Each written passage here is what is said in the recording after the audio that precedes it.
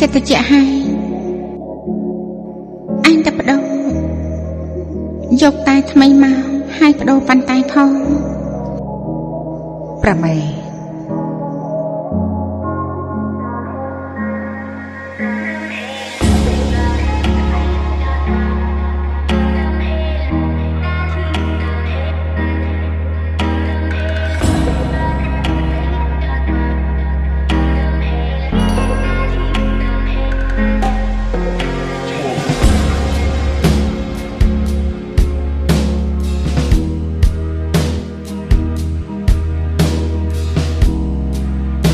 ម្ចាស់ស្ត្រី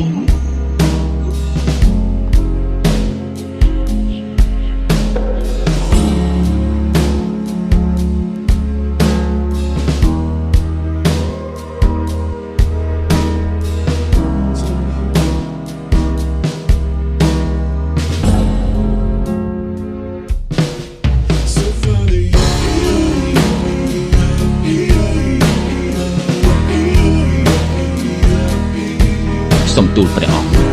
ម្ចាស់ស្ត្រីអស់ព្រះជន្មហើយ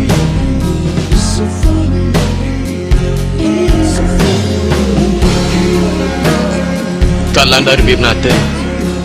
សំទូលព្រះអង្គក្នុងរាជវាំងបញ្ជូនដំណឹងមកប្រាប់ថាព្រះជន្មជួហើយ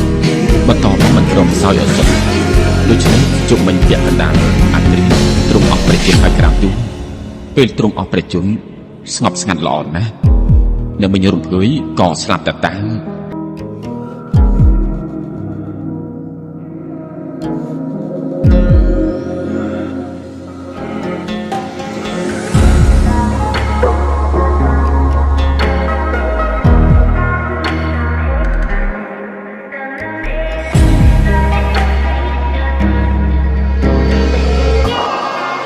ទូលបង្គំ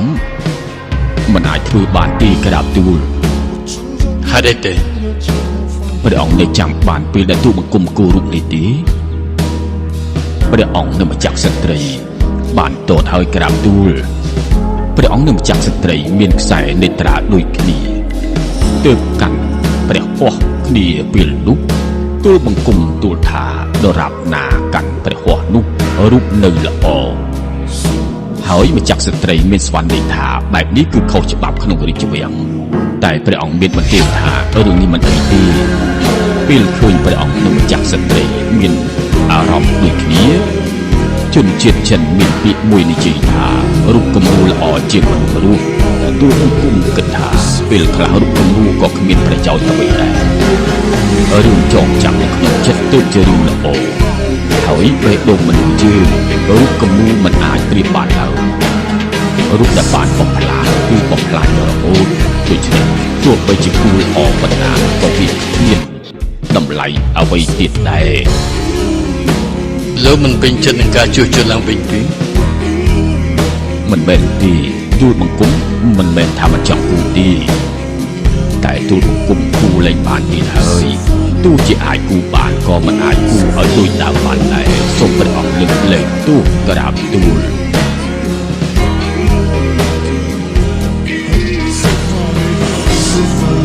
ព្រះអង្គ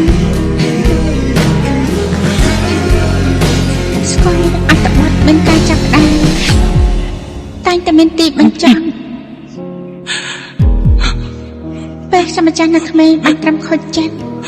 ពេលនេះសម្ចាស់យល់ហើយផ្កាក្នុងផ្ទះរស់រយទៅតាមពេលវេលា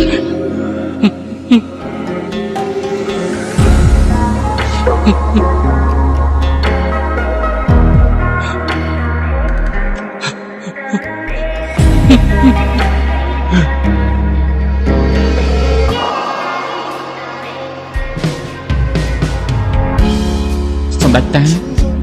តើរបស់នេះមែនទេ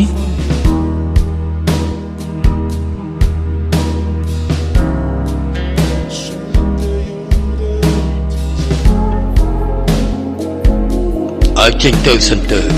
ក្រាបទូល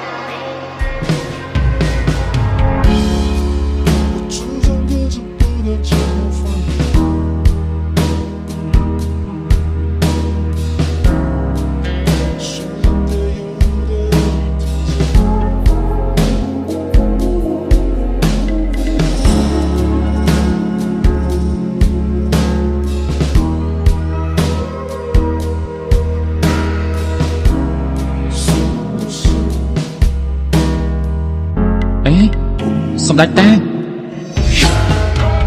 សម្ដេចតាដាំកាមីពណ៌ខៀវចេញផ្កាយឲ្យក្រាបទូល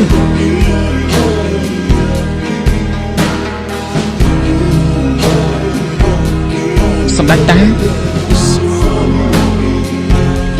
សម្ដេចតា